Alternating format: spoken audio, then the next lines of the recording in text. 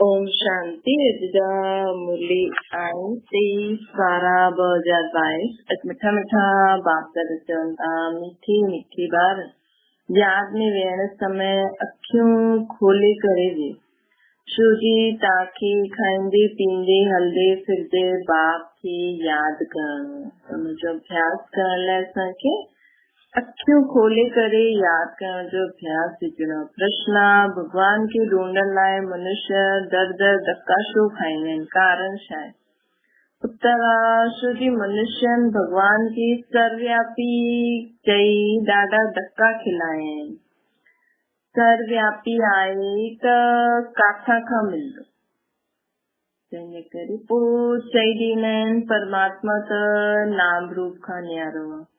जॾहिं नाम रूप खां न्यारो आहे त मिलंदो कीअं ऐं ढूंढो कंहिंखे था। हिन करे दर दर धक्का खाईंदा रहंदा आहिनि। तव्हां ॿारनि खे भटकण तव्हां ॿारनि जो हाणे भटकण छुटिजी वियो आहे। तव्हां निश्चय सां चई सघंदा आहियो बाबा परम धाम खां ईंदा आहिनि। असां ॿार हिन ऑर्गन्स द्वारा ॻाल्हायूं था, बाक़ी नाम रूप सां न्यारी कोई चीज हूंदी न आहे। ओम शांति। मिठा मिठा ॿार बाप जी याद में वेठा आहिनि। ये कीअं चयो कंहिंखे सभी आत्माओं बाप खे सभी आत्माउनि खे बाप पंहिंजे ॿारनि आत्माउनि सां ॻाल्हाईंदो। सभी आत्माउनि जो बाप पंहिंजे ॿारनि आत्माउनि सां ॻाल्हाए थो। बाबा आत्माउनि ऑर्गन्स द्वारा ॿुधनि थियूं कि बाबा छा था चवनि। बाबा चवनि था पंहिंजे बाप खे यादि करो। कंदा आहियो? बाबा प्रश्न था पुछनि। ॾिसो पीउ असांखां पुछे थो मूंखे यादि कंदा आहियो? बाप खे यादि करण लाइ छा अखियूं बंदि करण पवंदियूं? ॿार जॾहिं बाप खे यादि कंदा आहिनि त अखियूं त खुलियल हुजनि। उथंदे वेंदे हलंदे फिरदे बाप खे ॿारनि खे बाप जी यादि रहणी। अखियूं बंदि करण जी दरकार न आहे। आत्मा ॼाणदी आहे कि मुंहिंजो बाप हिन ऑर्गन सां मूंसां थो ॻाल्हाए। परम धाम खां आया आहिनि हिन पतित पुराणी दुनिया खे नयो ठाहिण लाइ।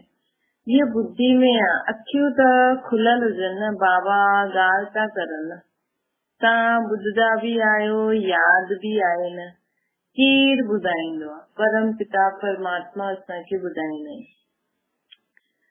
उन्हनि जो नाम छा आहे? जीअं तव्हांजे शरीर जो नाम आहे न उहो बदलंदो रहंदो। हिकु शरीर वठो पोइ ॿियो वठो त नाम बि ॿियो पइजी वेंदो। आत्मा जो नाम बदलंदो न आहे। बाप चईंदो आहे मां बि आत्मा आहियां, तव्हां बि आत्मा आहियो। मां परम धाम में रहण वारो परम आत्मा आहियां। हिन करे सुप्रीम आत्मा चईंदा आहिनि। सुप्रीम ऊचे ते ऊचे खे चइबो आहे न। ऊच आत्मायूं बि आहिनि त नीच आत्मायूं बि आहिनि। कोई पुण्य आत्मा आहे, कोई पाप आत्मा आहे। बाप चईंदा आहिनि मुझ आत्मा जो नाम सदैव ही शिव आहे। नाम त ज़रूर खपे न ॼाणण जे कारण चई ॾींदा आहिनि नाम रूप खां न्यारो आहे। परंतु नाम रूप खां न्यारी कोई चीज थी न सके। जीअं आकाश आहे कोई चीज त न आहे, पोलार ई पोलार आहे। हुनजो नाम आहे न आकाश। ॾाढो सूक्ष्म तत्व आहे। अच्छा हुननि सां बि मथे देवता रहंदा आहिनि। उहे बि पोलार आकाश में वेठा आहिनि। पोइ हुननि सां बि मथे आकाश, हुननि खां बि मथे ॿियो आकाश आहे। हुते असां सभु आत्माउनि जी रहण जी जॻह आहे। उहो बि आकाश जंहिंखे ब्रह्म तत्व चइबो आहे। इहे टे तत्व आहिनि स्थूल सूक्ष्म मूल। आत्माएं त ज़रूर पोलार में रहंदियूं न त टे आकाश थी विया। हिन आकाश में खेल खेॾंदा आहियूं त ज़रूर रोशनी खपे। मां मूल वतन में खेल न थींदो आहे। हुनखे ब्रह्म तत्व चईंदा आहिनि। हुते आत्मायूं बसि निवास कंदियूं आहिनि। उहा आहे ऊचे ते ऊचो, उहा आहे ऊच ते ऊच टे लोक अर्थात टे मंज़िलनि जी दुनिया। ईअं न सागर जे हेठां कोई लोक आहे, पाणी जे हेठां पोइ बि धरती आहे जिते पाणी ठहरदो आहे। त ये 6 लोक आहिनि, साइलेंस, मूवी, टॉकी। ये शिव बाबा वेही करे सम्झाइनि था। शिव बाबा खे अखियूं बंदि करे यादि करणो न। ॿियनि माण्हुनि अखियूं छो बंदि कंदा आहिनि? छोकी अखियूं ॾाढो धोखा ॾींदियूं आहिनि। कल्ह बि बाबा ॿुधाई न कि अखियूं खुलियल हूंदियूं आहिनि त माण्हू सोचदा आहिनि मन बुद्धि हेॾे होॾे भटकंदो, इन करे अखियूं ई बंदि करे छॾींदा आहिनि। मनुष्य ख़ुदि चईंदा आहिनि परमात्मा नाम रूप खां न्यारो आहे, पोइ चई ॾींदा आहिनि पत्थर बितर सभिनि में 84 अवतार आहे, कच्छ मत्स्य अवतार आहे। वास्तव में आहे सभु कूड़ ई कूड़। ईश्वर खे सर्वव्यापी चई केतिरो रोलो करे छॾियो अथनि। भक्ति मार्ग आहे ई धक्का खाइण जो मार्ग। मूंखे बि पूरो धक्का खिलाईंदे। हाणे भगत भगवान जाते जाते भटकदा यादि कंदा, बाबा बि चईंदा न मूंखे बि भावना जो भेड़ो ॾियणो पवंदो, त मूंखे बि ॾाढो भटकाईंदे, धक्का खिलाईंदे। हाणे भगत भगवान खे यादि कंदा आहिनि कि असांखे भक्ति सां धक्कनि सां छुड़ायो। जॾहिं हिते अची करे मिलंदा आहिनि त चईंदा आहिनि बाबा असां तव्हांखे ॾाढो ढूंढियो, ॾाढा धक्का खाया आहिनि, परंतु तव्हां मिलियो न। अरे कॾहिं खां धक्का खाधा आहिनि बाबा, इहो पतो न आहे। हाणे बाप सम्झाए थो ज्ञान सां सदगति थींदी आहे। मनुष्य कुंभ जे मेले में धक्का खाइण वेंदा आहिनि। जाते भी पानी हूंदो उते वञी करे स्नान आदि कंदा आहिनि। कुंभ अर्थात संगम। असल आहे आत्मा ऐं परमात्मा जो इहो मेलो, परंतु भक्ति में पोइ सागर ऐं पाणी जो मेलो ठाहे छॾंदा आहिनि। देश देशांतर मेला लॻंदा ई आहिनि। उहो आहे पाणी में सनानु करण जो मेलो। कई हिन ॻाल्हियुनि खे मञंदा आहिनि, कई न मञंदा आहिनि, कई त न भक्ति खे न ज्ञान खे मञंदा आहिनि। बसि मनुष्य पैदा थियो पोइ मरदो, नेचर ई आहे न। अनेक मतियूं आहिनि बाबा जी तो। माण्हू कई त सोचदा आहिनि हा भई शरीर मिलियो आहे, जेसि ताईं हले ख़तम थी वेंदो।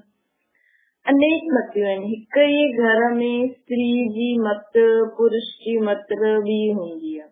हिकु पवित्रता खे मञे, ॿियो न मञे। हाणे तव्हांखे श्रीमत मिले थी न, गायल बि आहे श्रीमत भगवान वाच्य। उन्हनि जी मत सां ई मनुष्य खां देवता थींदा आहिनि। देवता धर्म हाणे आहिनि, निशानियूं चित्र आहिनि, जंहिंसां सिद्ध आहे कि आदि सनातन देवी देवता धर्म हुयो। उहो राज्य करे करे विया। पुराणे खां पुराणी चीजा देवता आहिनि। जी लॉर्ड कृष्ण चईंदा आहिनि वह त चईंदा गॉड श्री नारायण। तव्हां ॼाणदा आहियो लक्ष्मी नारायण जो राज्य हुयो, जेके वैकुंठ चइबो आहे। श्री कृष्ण वैकुंठ जो मालिक हुयो, सत्युग जो प्रिंस हुयो। पोइ उहो ई श्री कृष्ण द्वापर में कीअं ईंदो? हुन नाम रूप सां त कोई अची न सघे। उहो त चैतन्य हुयो। उन्हनि जे जड़ चित्र हिते आहिनि, परंतु उहा आत्मा काथे हुई या कोई न ॼाणदा आहिनि। बाप बतलाईंदा आहिनि आत्मा 84 जन्म वठी करे। हाणे हिते पाठ थी ॿुधाए, भिन्न भिन्न नाम रूप देश काल जो पाठ वॼाईंदी आई आहे। आत्मा ई चईंदी आहे असां हिकु शरीर छॾे ॿियो वठंदा आहियूं। नाम रूप देश काल मित्र संबंधी सभु अलॻि अलॻि आहिनि। आत्मा ई चईंदी आहे न मां हिकु शरीर छॾे ॿियो वठंदी आहियां, पोइ मुंहिंजो नाम रूप देश काल सभु अलॻि अलॻि थी वेंदा आहिनि। ॿिए जन्म में बदिली वेंदो आहे न। तव्हां ॼाणदा आहियो हाणे असां पढ़ूं था, पोइ हम सो देवी देवता ठहींदासीं। सूर्यवंशी में 8 जन्म वठंदासीं। हिकु शरीर छॾे पोइ ॿियो वठंदासीं। उहा गर्भ जेल न आहे। हिते गर्भ जेल आहे, हुते गर्भ महल हूंदा आहिनि। हिते गर्भ जेल में ॾाढी सजाऊं भोगदा आहिनि। दुख थींदो आहे तॾहिं चईंदा आहिनि बसि हाणे ॿाहिरि निकिरणो आहे, असां पोइ पाप न कंदासीं। आत्मा चईंदी आहे गर्भ में वेही करे, परंतु ॿाहिरि माया जो राज्य हुजण जे कारण वरी खां पाप करण लॻी वेंदा आहिनि। हुते गर्भ महल में आराम सां रहंदा आहिनि।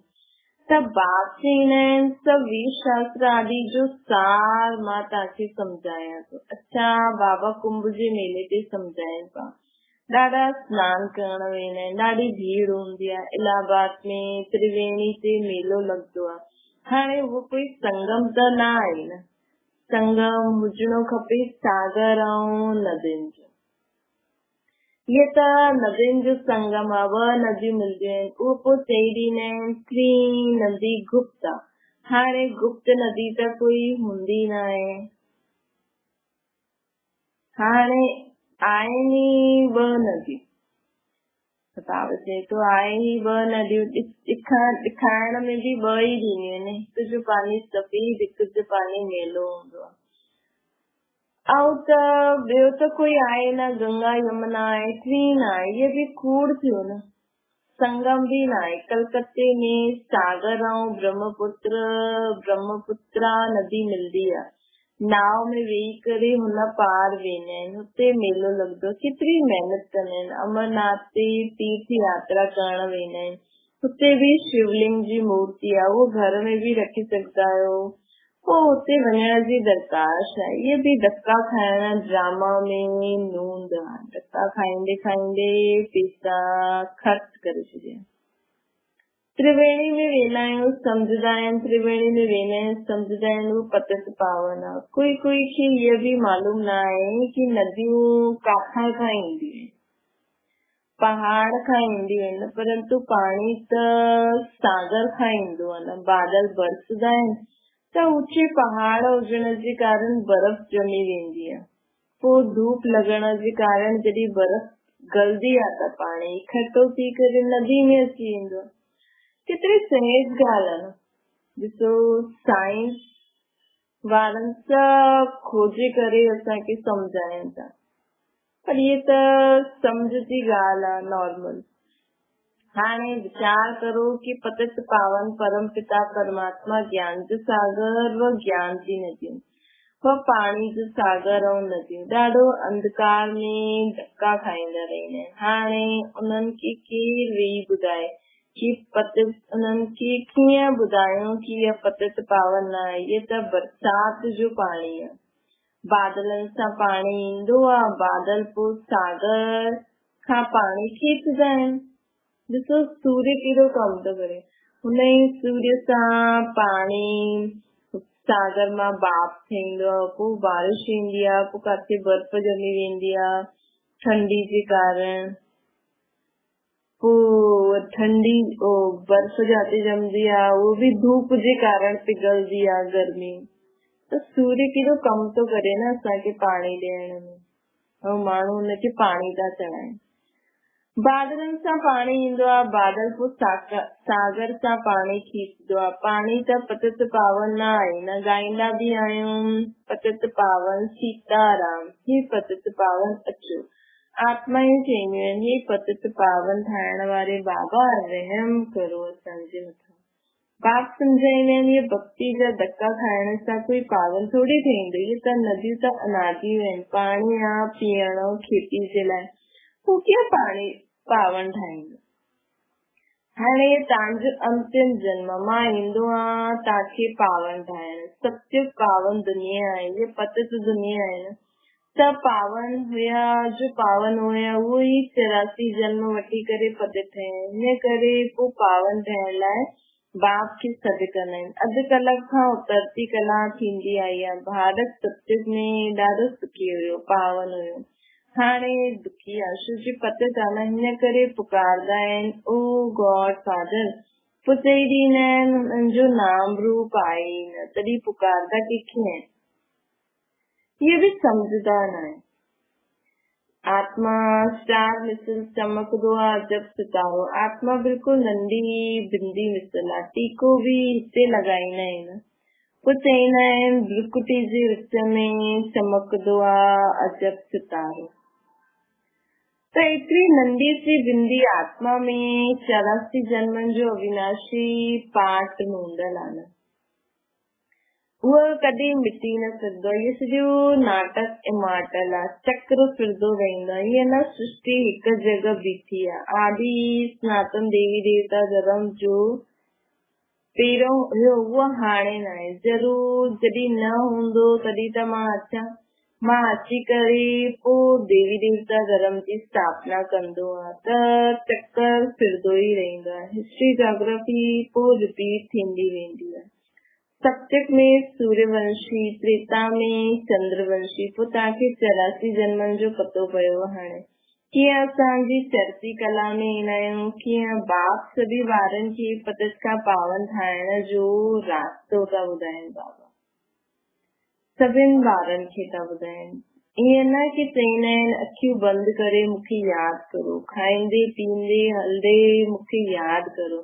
अखियूं बंदि करे खाईंदा कीअं? मक्खी अंदर हली वई त हिन करे बाबा चवनि था की असांखे अखियूं खोले करे यादि जो अभ्यास हूंदो न, त तव्हां अखियूं खोले खोले जी ॾींहं में बि बाबा खे यादि कंदोसीं। तव्हां ॿारनि जी आत्मा ॼाणदी आहे की बाबा असांखे पढ़ाइनि था। उहे चईंदा आहिनि ॿार मूंखे यादि करो त तव्हां सभु पावन थी वेंदा। जेतिरो समय यात्रा में रहंदा आहियो त मनुष्य पवित्र रहंदा आहिनि न, लौटी करे ईंदा आहिनि त पोइ घर में पतित थींदा आहिनि। तव्हांजी हीअ रूहानी यात्रा आहे जो बाप कराईंदा आहिनि। बाप चईंदा आहिनि तव्हांखे अमरलोक में हलणो आहे त मूंखे यादि करो। आत्मा पवित्र हुजण सां तव्हां उड़ी न सघंदा। अंत मते सो गति थींदी न।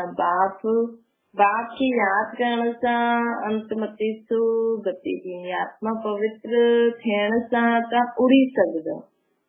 अपवित्र आत्मा उड़ी न सकती है। अंत मते सो गति थी वेंदी। बाप जी श्रीमत सां ई सदगति मिलदी आहे। श्रीमत चईंदी आहे हे आत्मायूं मुझ बाप खे यादि करो त खाद निकिरदी वेंदी। तव्हां मुक्ति धाम में हली वेंदा, पोइ जीवन मुक्ति धाम में ईंदा। ये चक्कर खे सम्झण सां तव्हां चक्रवर्ती राजा रानी ठही वेंदा, महाराजा महारानी ठही वेंदा। सत्य त्रेता में तव्हां पावन आहियो। पोइ बाप खे पुछंदो ई न की तव्हांखे पतित। बाप त पुछंदो न भई असां सत्य में पावन आयासीं, हाणे पतित थिया आहिनि त बाप त पुछनि था न की तव्हांखे पतित कीअं ठातो। इहे बि तव्हां ॿारनि खे सम्झायो आहे की जॾहिं खां रावण राज्य ईंदो आहे न, जॾहिं खां रावण राज्य ईंदो आहे त पतित ठहींदा आहिनि। बाबा चवनि था अधु कलाक खां पोइ पुराणी दुनिया थी वेंदी आहे। पोइ तव्हांखे सुख त नई दुनिया में ई मिलणो खपे न।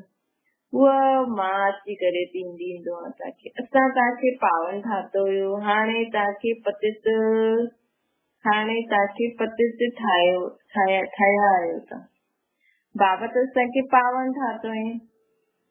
रावण असांखे पतित ठाहींदो आहे। मां वसो ॾींदो आहे, रावण श्राप ॾींदो आहे। इहे खेल आहे न। रावण ॾाढो वॾो दुश्मन आहे। उन्हनि जो बुत जलाए करे ठाहे करे जलाईंदा आहिनि। कॾहिं ॾिसो शिव जे चित्र खे खणी करे जलायो अथनि, कॾहिं देवी देवताउनि जे चित्रनि खे खणी करे जलायो अथनि। पाणी में डुबोईंदा आहिनि लेकिन जलायो कोन अथनि।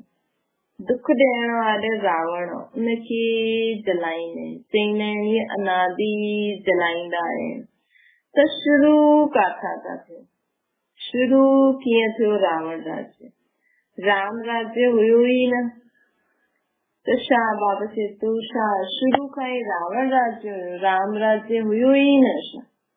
चईंदा आहिनि अनादि खां ई जलाईंदा आहिनि। त उन्हनि खां पुछबो आहे कि सिर्फ़ नर्क ही नर्क हुयो छा? रावण त पोइ नर्क में हूंदो न। त शुरू खां ई न दुनिया में नर्क आहे त स्वर्ग कॾहिं न। त बाबा चईंदा आहिनि इहे सभु सम्झाइणो पए। रावण राज्य कॾहिं खां शुरू थियो इहे कंहिंखे पतो ई न आहे। अधु कलाक खां शुरू थींदो आहे रावण राज्य द्वापर खां। तव्हां सभु द्रौपदी पुकारदियूं आहिनि न बाबा असांजी रक्षा करो। अरे तव्हां चओ असां पतित ठहण ई न चाहींदा। हिम्मत खपे हिन में, नशो मोह बि ठहणो। हिम्मत कॾहिं ईंदी जॾहिं असांजो कंहिंमें मोह न हूंदो, बाबा सां पक्को प्यार हूंदो। बाबा जी हर श्रीमत के पालन करण जो अंदर इच्छा हूंदी, निश्चय हूंदो, बाबा सां प्यार हूंदो, ॿियनि में मोह न हूंदो, तॾहिं असांखे हिम्मत अची सघंदी आहे। त बाबा चए थो मां शरण तॾहिं ॾींदमि जॾहिं तव्हां नष्ट मोह ठाहींदव। मुंहिंजो त हिकु शिव बाबा, ॿियो न कोई। तॾहिं त बाबा शरण ॾींदा न। न त अगरि तव्हां नाम रूप में मूंखे इहो खपे खपे ऐं कंहिंजे नाम रूप में फसी वेंदा, मोह हूंदो, त बाबा जे घर बि अची करे रही न सघंदव। हिन करे बाबा चए थो कि मां शरण कॾहिं ॾींदो जॾहिं तव्हांजे मन बुद्धि में बाबा ई बाबा हुजे। संस्कार बि असांखे बाबा जहिड़ा ई ठाहिणा आहिनि, इहो लक्ष्य हुजणो खपे। पति ॿार यादि पईंदा रहंदा त वरसो न पाए सघंदव। गृहस्थ व्यवहार में रहंदी हुई बाप खे यादि करो। अच्छा, मीठी मीठी सिकी लॻी ॿारनि प्रति माता पिता बाप दादा जो यादि प्यार ऐं गुड मॉर्निंग। रूहानी बाप जी सभिनि रूहानी ॿारनि खे नमस्ते। असांजी बि रूहानी माता पिता बाप दादा खे यादि प्यार गुड मॉर्निंग ऐं नमस्ते। धारणा जे लाइ मुख्य सार श्रीमत ते सभिनि खे पावन ठाहिण जो रास्तो ॿुधाइणो। पतित पावन बाप जो परिचय ॾियण जी युक्ति रचनी आहे। बाप सां ॿियो आहे, बाप सां वरसो वठण लाइ, बाप जी शरण में अचण लाइ पूरो नष्ट मोह ठाहिणो। अख खोले करे बाप खे यादि करण जो अभ्यास करो। वरदान सर्व शक्तियुनि खे समय ते ऑर्डर प्रमाण हलाइण वारा, कार्य में लॻाइण वारा मास्टर सर्वशक्तिवान। मास्टर जो अर्थ आहे कि हर शक्ति जंहिं समय आह्वान करा वो शक्ति प्रैक्टिकल स्वरूप में अनुभव थे। जंहिं समय जंहिं शक्ति जी आवश्यकता हुजे उन समय वो शक्ति सहयोगी ठही वञे। शक्ति खे ऑर्डर कयो ऐं हाज़िर थी वञे। ईअं न कि ऑर्डर करो सहन शक्ति खे ऐं अचे सामनो करण जी शक्ति, त हुनखे मास्टर सर्वशक्तिवान चईंदासीं। जी शरीर जी शक्तियूं ऑर्डर में आहिनि, ईअं ई सूक्ष्म शक्तियूं बि ऑर्डर प्रमाण कार्य करंदी। तव्हां मथे करणु चाहियूं था त मथे ते अख खे चऊं था हेॾे ॾिस त हेॾे ॾिस थी। ये असांजी सूक्ष्म जो शक्तियूं आहिनि, वो बि ऑर्डर प्रमाण कार्य कनि, हिकु सेकंड जो बि फर्क़ु न पए। स्लोगन आहे प्रसन्नता जो आधार आहे संतुष्टता जी शक्ति। जेतिरो असां जीवन में संतुष्ट रहंदासीं त ओतिरो ई जीवन में प्रसन्न रहंदासीं। तव्हां ख़ुशि रहणो था तो सभिनि सां संतुष्ट रहो। कोई कहिड़ो बि हुजे हुनजे प्रति शुभभावना शुभकामना रखी करे सभिनि सां संतुष्ट रहो। अच्छा, ओम शांति।